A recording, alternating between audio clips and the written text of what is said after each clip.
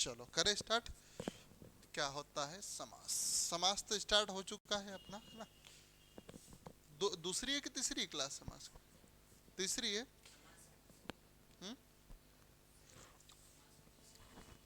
समाज की दूसरी है। चलो जो भी होगी देखेंगे अपन, है ना? तीन हो या दो है, पढ़ना तो वही है, सारे समास। चलो आज पढ़ेंगे अपन द्विगु समास। कौन सा पढ़ेंगे? द्विगु। द्विगु का अर्थ होता है दो गायों का समूह। द्वि मतलब दो, गु मतलब गाय। ठीक है। तो द्विगु में भी एकमात्र ऐसा समास है जिसका खुद का समास है। कौन सा समास है? द्विगु में भी द्विगु समास है। ठीक है। चलो, इसमें कौन सा पद प्रधान होता है? उत्तर पद प्रधान। क्योंकि आप देखोगे तो अव्यय भाव समास में प्रथम पद प्रधान होता है, दूसरे नंबर पर द्विगु समास। क्यों? क्योंकि तत्पुरुष समास का भेद बताया था। ये तत्पुरुष समास के भेद दो होते, कर्मधारय और द्विगु। तो द्विगु में भी उत्तर पद प्रधान होगा। इसकी परिभाषा की बात की जाए, जिस पद पहला पद संख्यावाची हो और दूसरा पद जो उत्तर पद है या तो संज्ञा हो या पद, किसी का नाम हो सकता है, उसे द्विगु कैसे हैं? मैंने त्रि लिख दिया, त्रि लिख दिया, तो ये कितने पद है? एक ही पद है। यहाँ पर कितने पद है? एक। तो ये आपको द्विगु समास नहीं होगा। लेकिन इसके बाद जैसे ही आपने लिख दिया नेत्र, लिख दिया, क्या लिख दिया? नेत्र। एक पद ये हो गया, एक पद ये हो गया, दो पद मिलकर देखो, तीन नेत्रों का समूह बोल सकते कि नहीं बोल सकते? या त्रिनेत्र किसके हैं? शिव जी के हैं। तो ये थोड़ा सा मैं आपको बताऊंगा बाद में, तो ध्यान रखिएगा। मतलब पहला पद संख्यावाची होगा, उत्तर पद या तो किसी का नाम होगा या पद दिया होगा। जैसे इसमें उत्तर पद प्रधान होता है। क्या होता है? ये लिखा है सभी। उत्तर पद क्या होगा? प्रधान। और प्रथम पद गौण होगा। ये इससे कोई मतलब नहीं अपने को। चलो देखते हैं। जैसे लिखा है शताब्दी। शताब्दी मतलब क्या है? 100 वर्षों का समूह। संख्यावाची कि नहीं? शत मतलब 100। ठीक है। अब हम कुछ उदाहरण देखते हैं। देखिए यहाँ पर सतसई।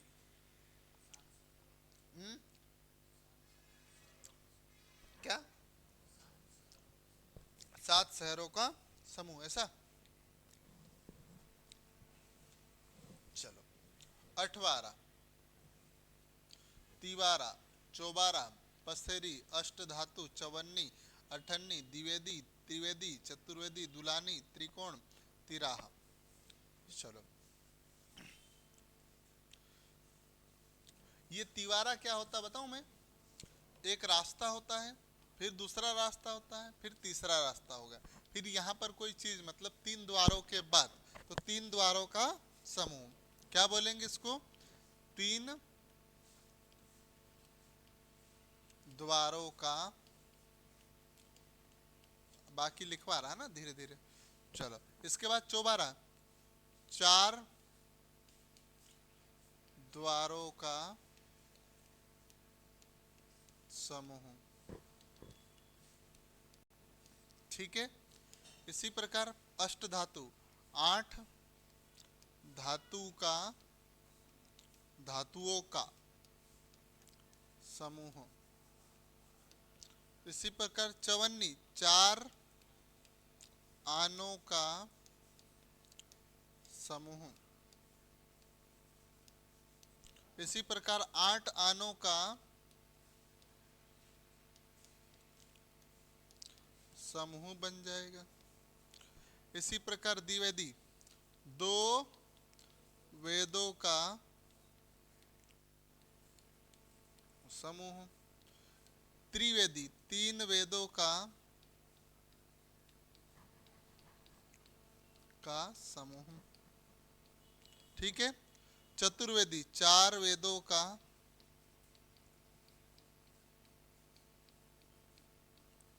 समूह।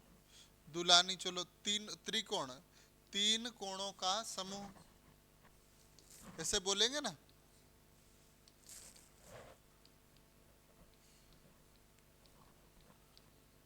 तीन कोणों का समूह। इसके बाद तिराहा, 3 राहों का समूह। ठीक है। चलो, ये किसी का मिस कॉल है। चल।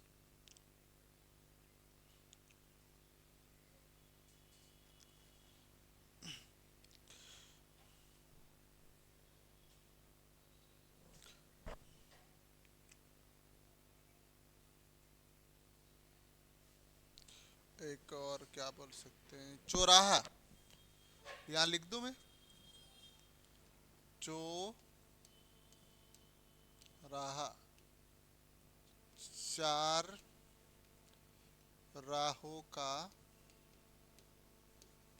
समूह।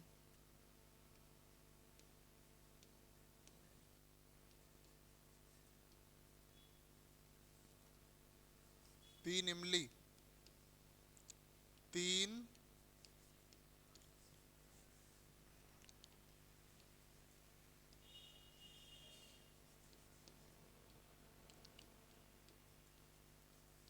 चलो एक बताना इसका, अगर सही बता पाओ तो। एक दंत। हम्म, बता सकता है क्या कोई? हम्म, सही है क्या? हम्म, समूह कितने लोगों का बनता है? जो एक दंत लिखा है, क्या एक दांत का कोई समूह होता है? एक दांत तो अकेला ही होता है। कितने भी बना लो, उसको टुकड़े कर दो तो दो दांत बन जाएंगे, मतलब दो दांत के टुकड़े हो जाएंगे।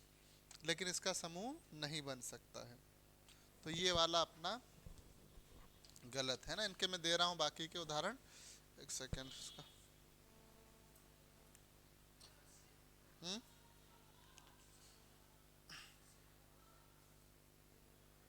5 शहरों का समूह होता है। मैंने सब बना रखा है।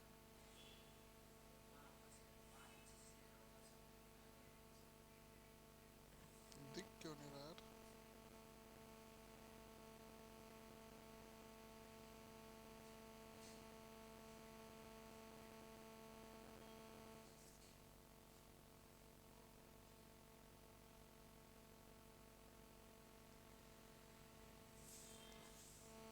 चलो, सतसई मतलब, सतसई मतलब क्या होता है? 700 पदों का समूह।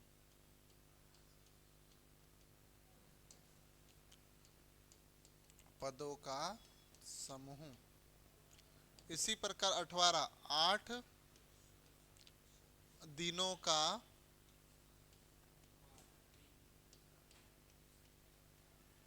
सप्ताह मतलब 7 दिनों का समय होता है, सप्ताह भी लिख देता हूँ, है ना। सप्ताह मतलब 7 दिनों का।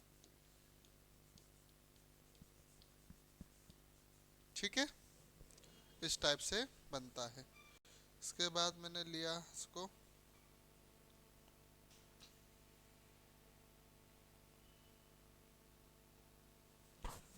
पसेरी।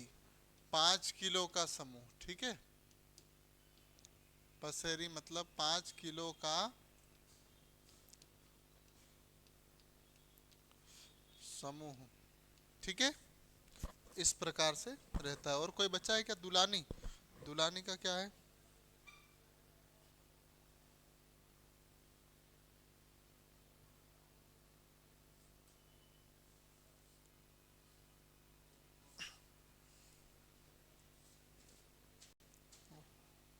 पीडीएफ धीरे खुल रही है यार थोड़ी सी।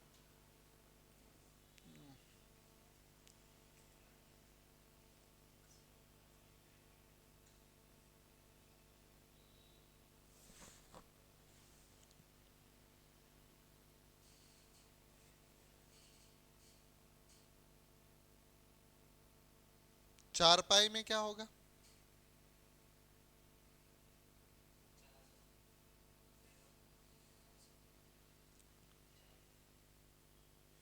4 पाई मतलब खाड भी हो सकता है।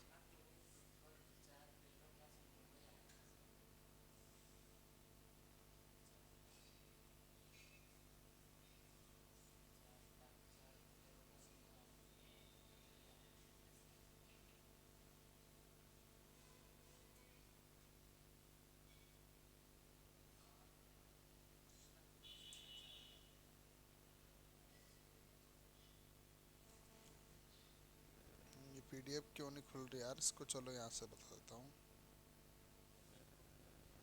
हम्म।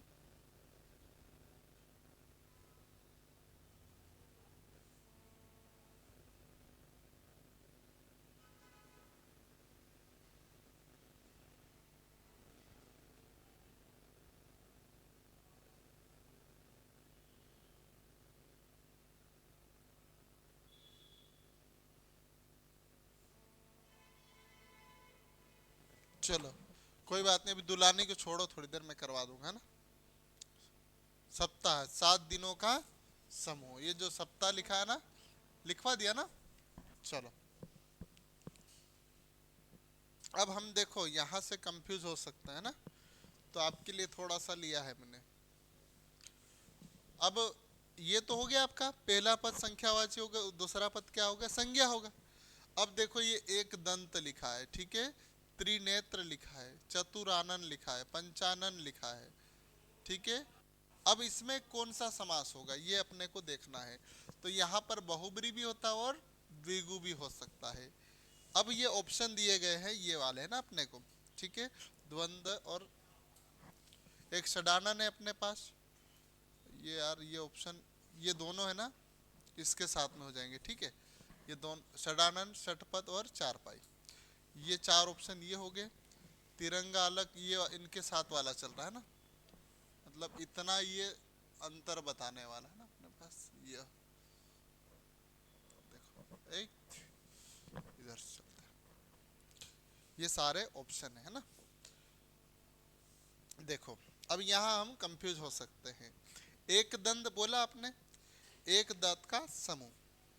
अब ऐसा लगेगा अपने को तो संख्यावाची है कि नहीं पहला पद, दंत मतलब एक, एक तो हो गया पहला, और दंत मतलब दांत।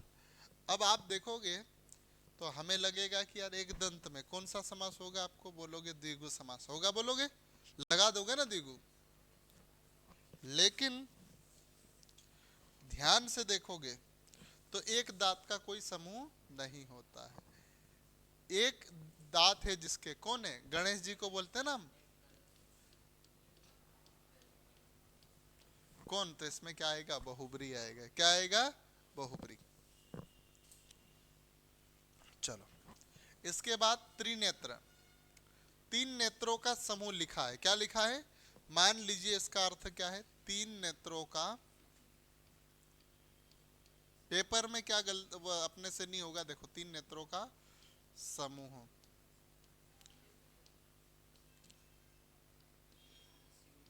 तीन है जिसके नेत्र, अर्थात कौन, शिव। चलो तीन नेत्र का समूह, तब तो हम आसानी से लगा देंगे, द्विगु समास लगा देंगे। तीन है जिसके नेत्र अर्थात शिव जी, तब बहुब्री आ जाएगा, और ऑप्शन में दोनों देगा अपने को। और कभी ऐसा लिख के देगा ही नहीं ये वाला, बस त्रिनेत्र दे देगा, त्रिनेत्र में कौन सा समास है। तो ध्यान रखना है हमें हमेशा बहुब्री पे प्राथमिकता देना है। जब दोनों हो रहा है, सबसे ज्यादा जो मतलब क्या बोलते हैं अपना वर्चस्व रखता है वो बहुब्री समास ही रखता है। जब दो समास बन रहे हो तो आपको किसको देखना है, बहुब्री को प्राथमिकता देना है, ठीक है। एक कंडीशन तो ये हो गई। अब दूसरा ऑप्शन मान लीजिए ये दिया है तत्पुरुष, द्विगु और द्वंद्व, तब तो हम द्विगु आग बंद करके लगा देंगे, लगा देंगे। अब इसमें इसमें क्या लगाओगे, कि बहुब्री लगाओगे। क्यों ए बी दोनों लगाएंगे, क्योंकि अगर ऐसा ऑप्शन देगा तो भैया ए भी हो सकता है और बी भी हो सकता है, और इसमें तो अपन हीरो एकदम पिक्चर वाले, ठीक है, लगा देंगे बहुब्री समास। आई बात समझ में, इस प्रकार से आपके पास चार ऑप्शन देगा पेपर में, ठीक है। आगे देखें, चतुरानन, चार है जिसके आनन, कौन, क्या है,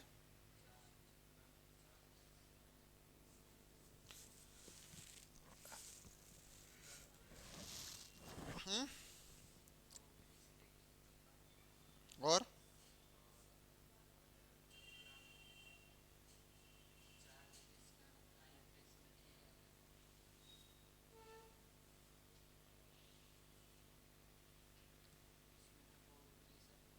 बहुब्री तो आएगा ही, द्विगु भी आ सकता है। नन मतलब क्या होता है? हुँ? क्या? ऐसा नहीं होता है।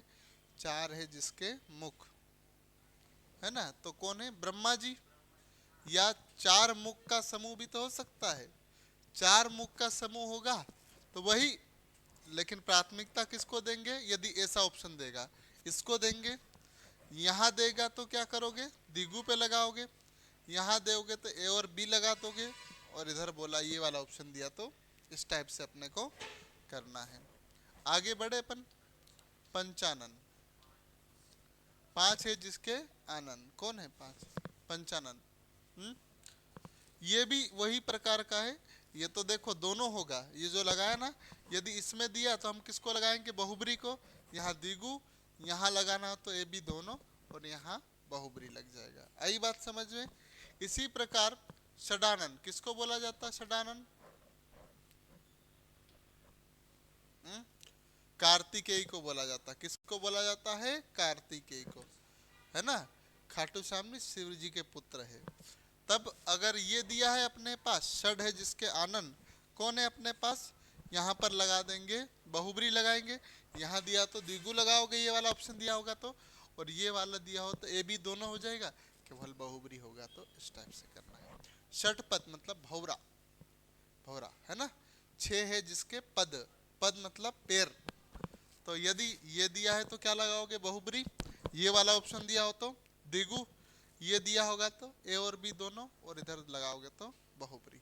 आई बात समझ में? ऐसे ही चार पाई, चार है जिसके पाई अर्थात खटिया, तब तो बहुब्री लग जाएगा, और चार पाई का समाहार तो द्विगु लग जाएगा। दोनों भी आ सकता है ऑप्शन में, तो ए बी दोनों लगाना है। ध्यान रखना, जब भी ये ए बी दोनों दे दिया कहीं पर, अधिकतर प्रायिकता ऐसी की होती है आने की, है ना। कहीं पर भी देखना ए और बी दोनों लिखा है तो आंख बंद करके लगा देना, 99% आपका प्रश्न सही जाएगा। ठीक है, समझ में आई बातें? अपन कंफ्यूज हो रहे हैं कहीं पर, तुक्का मारने की कंडीशन आ गई तो ए और बी पे लगा देना कहीं पर भी। ठीक है, ऐसे ही यहाँ क्या हो जाएगा? बहुब्री। तिरंगा, तीन रंग का समूह हो सकता है, तब तो द्विगु समाज। तीन है जिसके रंग अर्थात ध्वज में होते तीन रंग, हमारा जो भारत का ध्वज है, तब बहुब्री हो जाएगा। दोनों ऑप्शन में तो ए और बी दोनों लगा देंगे, और केवल ऐसा लिखा हो तो बहुब्री को ज़्यादा प्राथमिकता देंगे, और बहुब्री दिया तो या बहुब्री लगा देंगे। आई बात समझ में? इस टाइप से हमें करना है, ध्यान रखोगे। तो ये थोड़े से, ये दोनों में होते हैं, द्विगु भी होते हैं और बहुब्री भी होते हैं, लेकिन ज़्यादा प्राथमिकता किसको देना है? बहुब्री को। ठीक है, चलो अब हम पढ़ते हैं द्वंद्व समास। क्या पढ़ते हैं? द्वंद्व समास। चलो, द्वंद्व समास में क्या होता है? दोनों पद प्रधान होते हैं। कैसे होते हैं? प्रधान होते हैं, कुछ नहीं होते हैं, दोनों पद प्रधान। अब आप यहाँ पर हो, क्या लिखा है अपने पास? माता पिता लिखा हो, तो घर में माता पिता दोनों ही चलती है। अपने लिए तो दोनों बराबर है, लेकिन घर में मम्मी की चलती है अलग बात होगी, है ना। सही है ना। लेकिन अपने लिए तो दोनों बराबर ही है। भाई घर पे जाएंगे तो ज़्यादा मम्मी क्लोज हो जाएंगे अपन, बाहर रहेंगे तो पिताजी के क्लोज हो जाएंगे, क्योंकि जब भी मुसीबत आती है पिताजी याद आते हैं, है ना। ठीक है, लेकिन फर्स्ट कौन रहती है? माता, है ना। तो जिस समास में दोनों पद प्रधान हो वो द्वंद्व समास होता है। जैसे लिखा हुआ है राधा कृष्ण, इसमें राधा कृष्ण है, दोनों प्रधान है कि नहीं? राधा अलग है और कृष्ण अलग है। आप कहीं पर मंदिर गए, है ना, नहीं सर हम तो सर कृष्ण जी को ही प्रधान मानते हैं, ऐसा मानने की इच्छा हो रही है, तो मूर्ति दोनों की लगी होगी साथ में, आप कृष्ण जी को ही आरती करोगे, और राधा जी के पास भी धूप बत्ती जाएगी कि नहीं जाएगी? धूप जाएगी ना।